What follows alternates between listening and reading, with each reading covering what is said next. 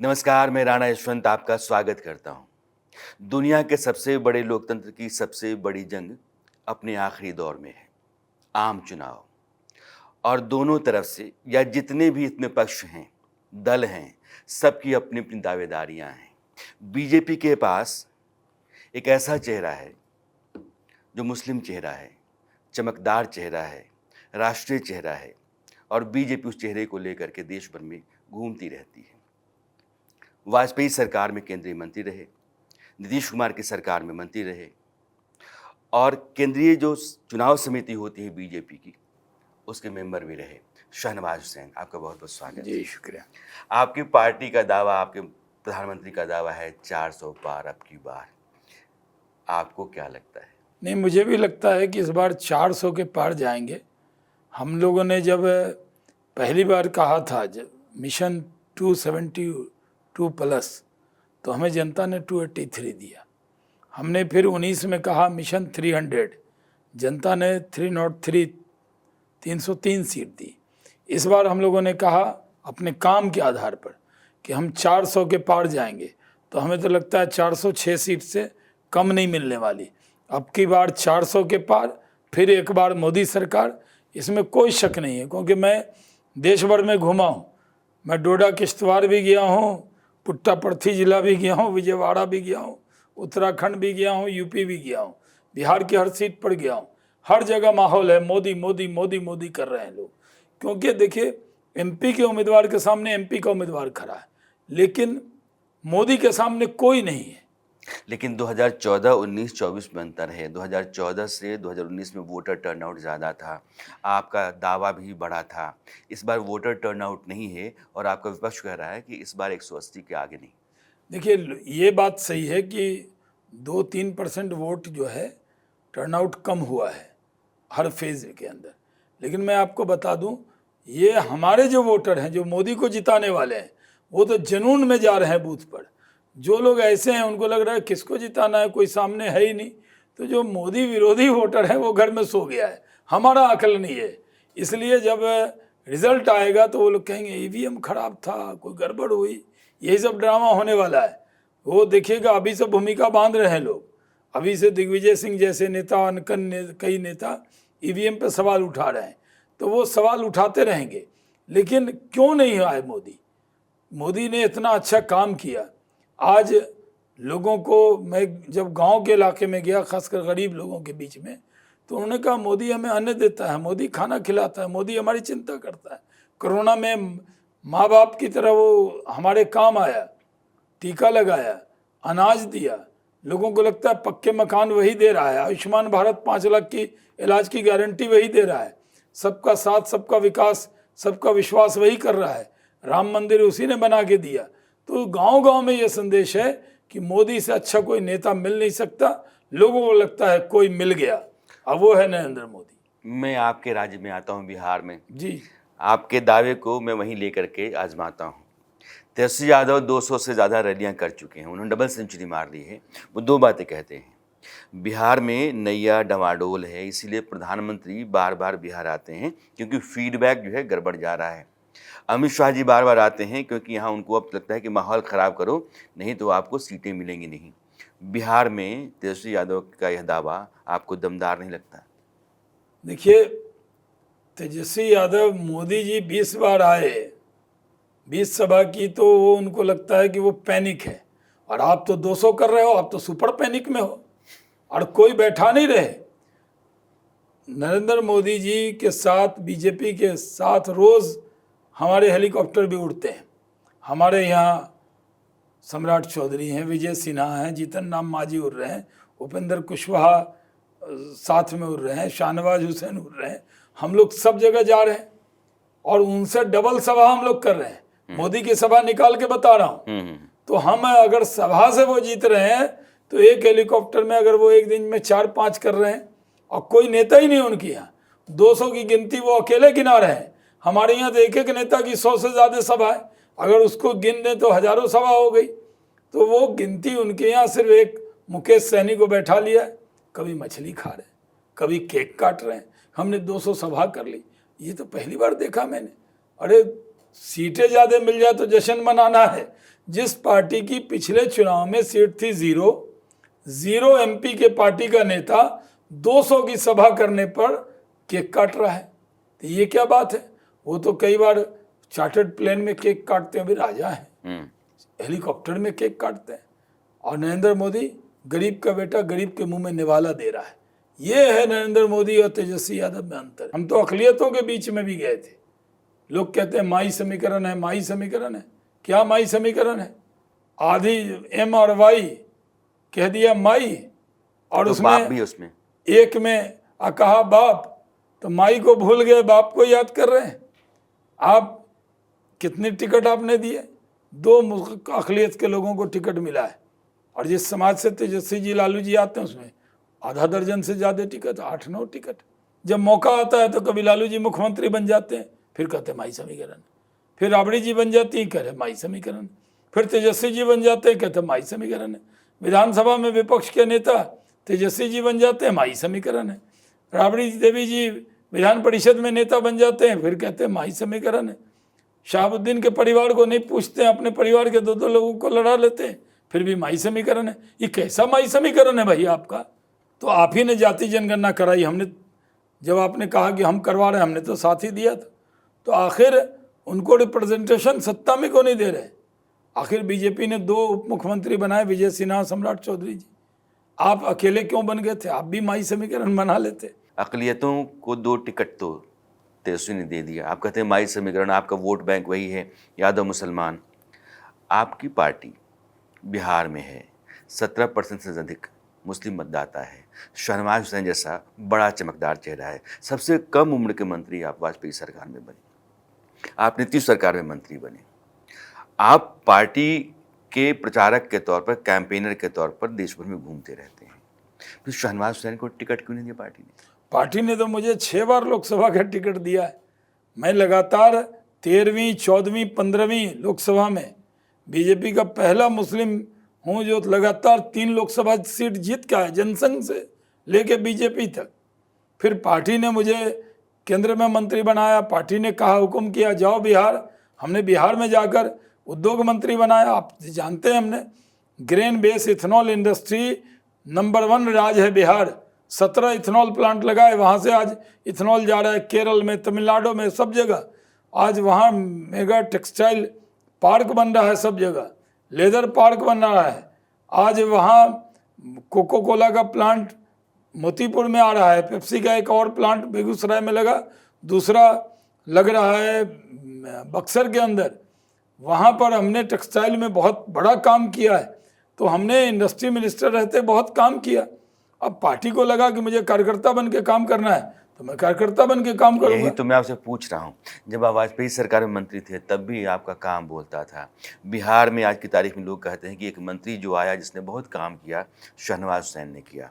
आज की तारीख में आप पूर्व केंद्रीय मंत्री हैं, आप पूर्व सांसद हैं, आप पूर्व बिहार सरकार मंत्री हैं, आप पूर्व MLC हैं। आपके पास बड़ी जिम्मेदारियां क्यों नहीं हैं? अगर आप इतने ताकतवर नेता हैं, पार्टी का चेहरा है और बेशक हैं आप, तो फिर आपकी वो जगह क्यों नहीं है जो हमेशा रही है?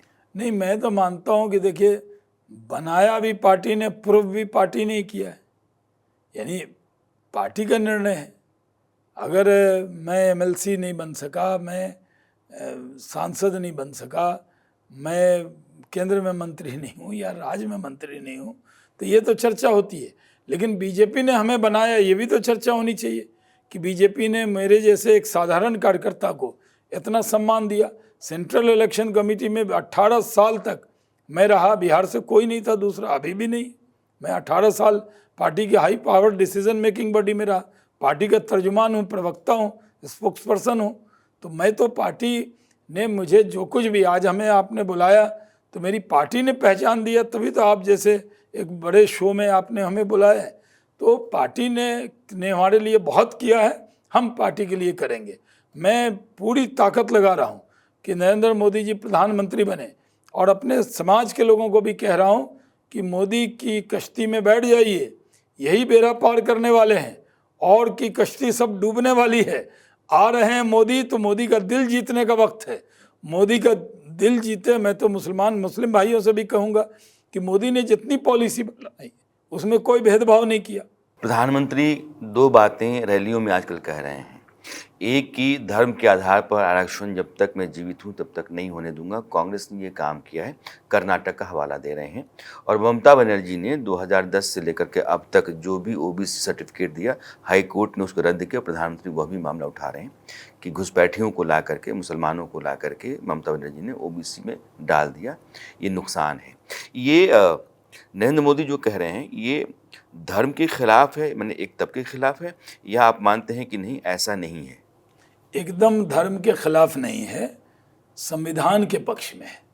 भारत का संविधान कहता है कि धर्म के नाम पर कोई आरक्षण नहीं होगा, अनुसूचित जाति में कोई मुसलमान शामिल नहीं होगा। जनजाति में कुछ मुस्लिम है, ट्राइब में, लक्षद्वीप में, कुछ जम्मू कश्मीर में और कई जगह शेड्यूल ट्राइब मुस्लिम भी है, लेकिन शेड्यूल कास्ट सिर्फ हिंदू ही हैं। उनके अंदर कोई क्रिश्चियन भी या मुस्लिम भी कोई उसमें नहीं शामिल हो सकता, क्योंकि उनका आरक्षण है धर्म के नाम पे, उनके अनुसूचित जाति को वो जाति के नाम पे है।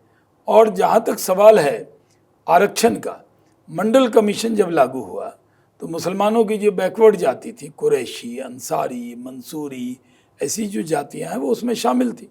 बीजेपी ने उसका कभी विरोध नहीं किया, वो पसमानदा मुस्लिम, बैकवर्ड मुस्लिम उसमें शामिल थे। कांग्रेस ने क्या किया है कर्नाटक में, तेलंगाना में, आंध्रा में, कि हम उस आरक्षण के अंदर, बैकवर्ड के आरक्षण में 4% कोटा काट के मुसलमान बैकवर्ड मुस्लिम पसमानदा को दे दिया, जो गलत है। हम उसके खिलाफ हैं। हम कह रहे हैं 27% जो आरक्षण है, आप बैकवर्ड जाति के लोग हैं तो उसमें कंपटीशन कीजिए, आपको मौका मिलेगा। लेकिन अलग से धर्म के नाम पर आरक्षण दे देना ये गलत है। ये मुद्दा बीजेपी उठा रही है। नरेंद्र मोदी जी ने ईडब्ल्यूएस के लिए आरक्षण दिया, जो इकोनॉमिक वीकर सेक्शन के लोग हैं, स्वर्ण समाज के, जिनको आरक्षण प्राप्त नहीं है। तो उसमें राजपूत, ब्राह्मण, भूमियार, कायस्थ और 3 मुस्लिम की भी जाति आ गई, शेख, सैयद, पठान।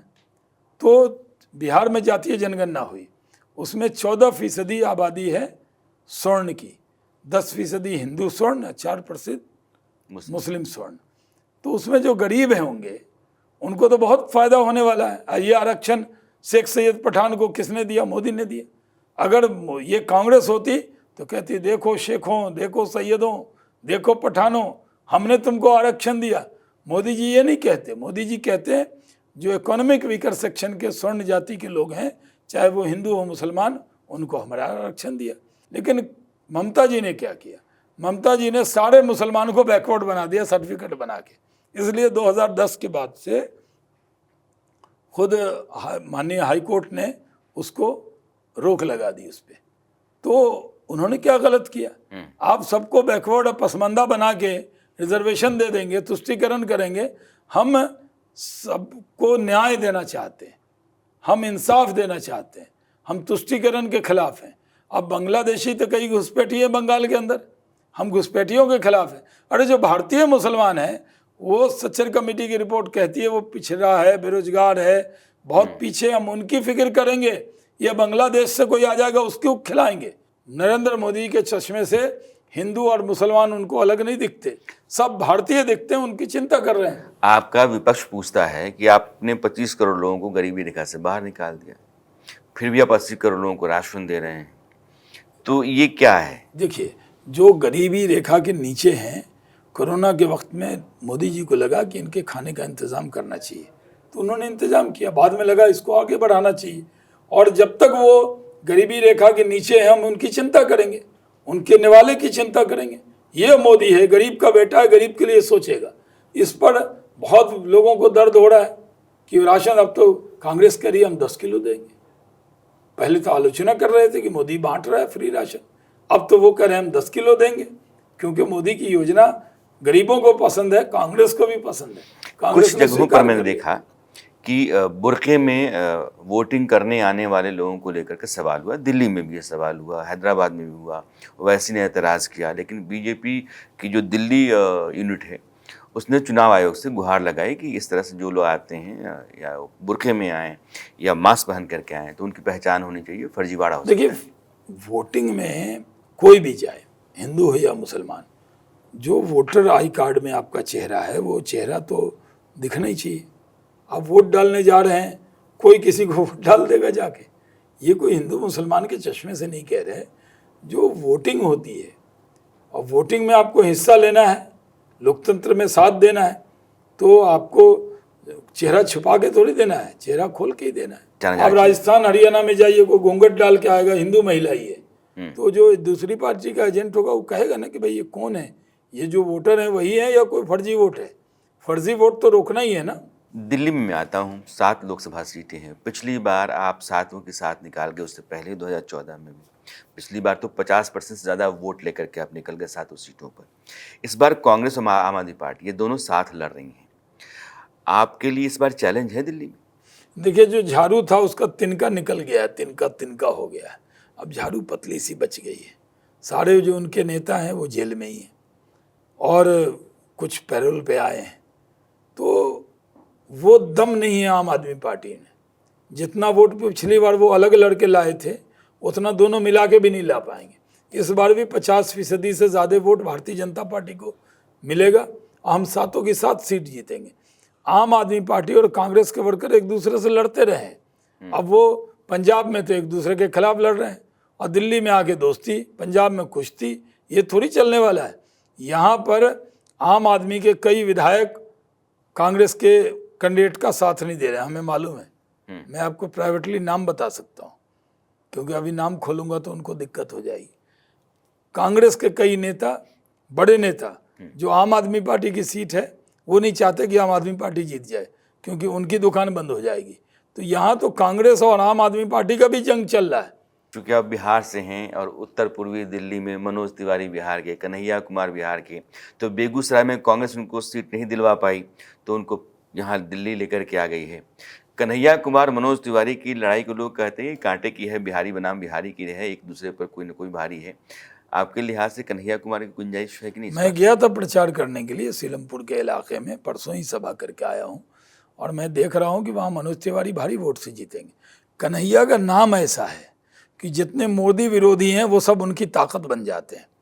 और देखा होगा बेगूसराय में आपने, पिछली बार कौन कौन नहीं गया, जावेद अख्तर गए, शबाना आजमी गई, बड़े बड़े फिल्म वाले गए, छोटे छोटे नाम भी गए, ए कैटेगरी के, बी कैटेगरी के, सी कैटेगरी के जितने स्टार थे वो भी पहुंच गए। जो गए जाकर वहाँ बड़ा ड्रामा किया और वोट कितना, कन्हैया हारे 4 लाख वोट से। इस बार भी पूरा हल्ला हो रहा है, कन्हैया लड़ रहा है, जितना हल्ला होगा उतने वोट से हारेंगे। 2-3 चीज़ें हैं, चूँकि आप बिहार से हैं और आप देश भर में घूमते रहते हैं। कश्मीर में चुनाव हुए और चूँकि कश्मीर आप बार बार जाते रहते हैं, पार्टी आपको भेजती रहती है। 370 के बाद पहली बार है। बीजेपी घाटी में नहीं लड़ रही है, बीजेपी जम्मू के इलाके में लड़ रही है, तो घाटी में क्या डर था? नहीं, डर नहीं है। देखिए, घाटी में बहुत सी पार्टियां हैं जो मुल्क से मोहब्बत करने वाली पार्टी, वो लड़ रही। तो हम लोग की स्ट्रेटजी रहती है। हम तो घाटी में 48 दिन रहे थे जब वहाँ डीडीसी के चुनाव हुए थे और हमने कमल खिलाया था वहाँ। हमें ये लग रहा है कि वहाँ पर बिहार से ज़्यादा वोटिंग हो रही। आपको पता है, बिहार से ज़्यादा वोटिंग कश्मीर में हुई है।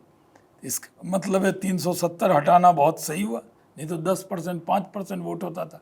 थोड़े से वोट लेके फारूक अब्दुल्ला साहब सांसद बन जाते थे, 5%, 7% वोट लेके। अब तो वहाँ 55% करीब वोट हुई। तो जम्मू कश्मीर के लोगों का पूरा यकीन है। हमें दुख है कि हम पाक ऑक्युपाइड कश्मीर में चुनाव नहीं करा पा रहे हैं, क्योंकि है तो हमारा ही, लेकिन उनके कब्जे में। अगला चुनाव में देखिएगा, हम कश्मीर में भी जीतेंगे और पाक ऑक्युपाइड कश्मीर जो उनके पास है हमारे पास आएगा और उसमें भी हम लोग जीतेंगे। आपने फारूक अब्दुल्ला का नाम लिया और ने पीओके का जिक्र किया, इसलिए सवाल मेरा लाजमी सा हो जाता है। फारूक साहब ने कहा कि पीओके पाकिस्तान के पास है और पाकिस्तान ने चूड़ियाँ नहीं पहन रखी हैं, उसके पास भी एटम बम है। आपके प्रधानमंत्री ने कहा कि उसने चूड़ियाँ नहीं पहन रखी हैं तो चूड़ियाँ हम पहना देंगे। मैं एक ईमानदार और गंभीर सवाल पूछ रहा हूँ कि पीओके को लेकर के भारत की सरकार क्या वाकई गंभीर रही और पीओके हिंदुस्तान का हिस्सा बना लेना आसान है? देखिए, हिंदुस्तान का हिस्सा बनाना क्या है, वो तो हिंदुस्तान का हिस्सा है, पार्लियामेंट का रेजोल्यूशन है। वो पाकिस्तान के ऑक्युपेशन में है, वो हमारा हिस्सा है। हम सीट खाली रखते हैं वहाँ, वहाँ की आवाम बेकरार है भारत से जुड़ने के लिए। वो अपने आप को भारतीय मानने लगी है, वो तरक्की देखती है, वो डल लेक की खूबसूरती देख रही है, वो लाल चौक पे जो तरक्की हुई आपने देखा होगा। वो कश्मीर के अंदर पहले बिजली नहीं थी, जब मैं वहाँ था मैंने खुद प्रधानमंत्री जी को रिपोर्ट दी थी कि 6-6 घंटे जनरेटर चलता था श्रीनगर के अंदर। आज गांव-गांव बिजली पहुंचा दी मोदी जी ने। तो लोगों को लगता है कि वो कश्मीर तो सच में जन्नत है, और जो पाकिस्तान ऑक्युपाइड कश्मीर है उनके लिए तो जहन्नम बन गया है। पाकिस्तान उधर जो हमारे कश्मीरी भाई रह रहे हैं वो एकदम बेकरार हैं जुड़ने के लिए, इसीलिए वो जुड़ेंगे आकर, पाकिस्तान ज़्यादा दिन तक रोक नहीं पाएगा उनको। अखिलेश यादव और राहुल गांधी यानी कि कांग्रेस समाजवादी पार्टी दोनों मिलकर के उत्तर प्रदेश में चुनाव लड़ रही हैं, और दावा ये है कि इस बार बीजेपी 2014-2019 दोनों भूल जाएगी, उसको औंधे मुँह गिरना पड़ेगा। देखिए, ये पहले से दोनों दावा कर रहे हैं। ये यूपी के ये दो लड़के 10 साल पहले और जवान थे और कहा था कि यूपी के दो लड़के ऐसे ऐसे करके हाथ हिला के घूम रहे थे, अब बुरी तरीके से हारे थे। और पिछले चुनाव में भी कांग्रेस 0 पे आउट हो गई थी, एक सीट सोनिया जी को मिली थी, मतलब वो सोनिया जी के नाम से मिल गई थी। इस बार कांग्रेस को कुछ नहीं मिलने वाला। इस बार, पिछली बार थे तो एक, आपको लगता है कि रायबरेली राहुल गांधी हार जाएंगे? एकदम हार जाएंगे। रायबरेली में दिनेश प्रताप सिंह भारी वोट से जीतने वाले हैं, और हम अमेठी भी जीतने वाले हैं। स्मृति ईरानी भारी वोट से वहाँ जीतेंगी। अब अखिलेश यादव कह रहे हैं हम 79 सीट जीत रहे हैं, वो कुछ भी बोलते हैं, वो गंभीरता नहीं रहती उनकी बात में। हम जानते हैं कि उत्तर प्रदेश के अंदर योगी आदित्यनाथ ने अच्छा काम किया है, मोदी जी ने अच्छा काम किया, और जो डबल इंजन की सरकार है उसको साथ मिलेगा।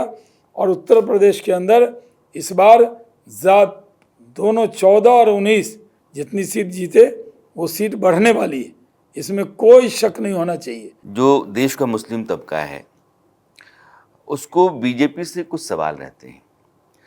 बीजेपी अपने मुस्लिम नेताओं को आगे नहीं बढ़ाती, बीजेपी मुसलमानों का वो भरोसा नहीं जीत पाती जो उसको जीत लेना चाहिए, बीजेपी मुस्लिम तबके को लेकर के उस तरीके से गंभीर नहीं रहती जैसा उसको होना चाहिए। देखिए, हम हटा के नहीं चल रहे, हम तो सबका साथ, सबका विकास, सबके विश्वास के रास्ते के लोग हैं।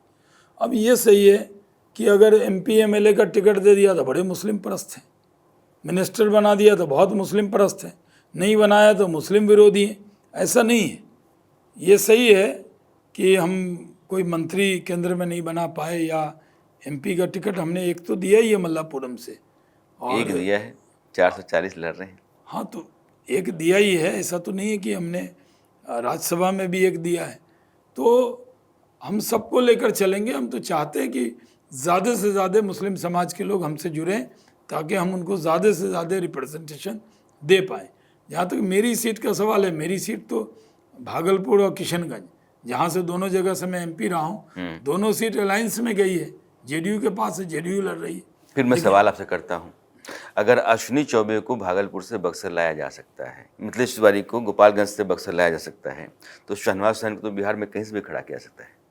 नहीं, अब वो लोग तो बड़े नेता हैं, हम तो साधारण कार्यकर्ता हैं। हमारे बारे में जो निर्णय पार्टी ने किया मुझे उस पर कोई एतराज़ नहीं है, और मैंने कहीं और से कहा भी नहीं था, सोचा भी नहीं था। हमने पार्टी का जो हुक्म है वो सर माथे पे है, और हम तो मोदी जी को प्रधानमंत्री बनाने में लगे हुए हैं। और हमें तो आपके इस ब्रॉडकास्ट के ज़रिए भी हम खासकर माइनॉरिटीज़ के लोगों को कहना चाहते हैं, आइए मोदी के साथ, जीत रहे हैं मोदी, जीते हुए के साथ चलिए।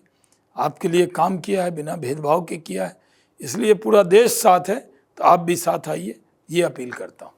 शहनवाज जी, मैंने बहुत कोशिश की कि मैं आपके दिल के भीतर जा कर के और कुछ ज़ख्म कुरेदूँ और आप थोड़ा सा तकलीफ में और मैं देख पाऊँ, लेकिन ऐसा हुआ नहीं। आप बहुत निष्ठावान ईमानदार कार्यकर्ता हैं बीजेपी के, लेकिन आप ऐसे दिग्गज धुरंधर नेता हैं जिनके पास बड़ी जिम्मेदारियां होनी चाहिए। समाज और देश का बहुत भला हो सकता है इससे। आप आए, आपने समय दिया, आपका बहुत बहुत शुक्रिया। बहुत बहुत शुक्रिया, आपने बुलाया, बहुत बहुत शुक्रिया।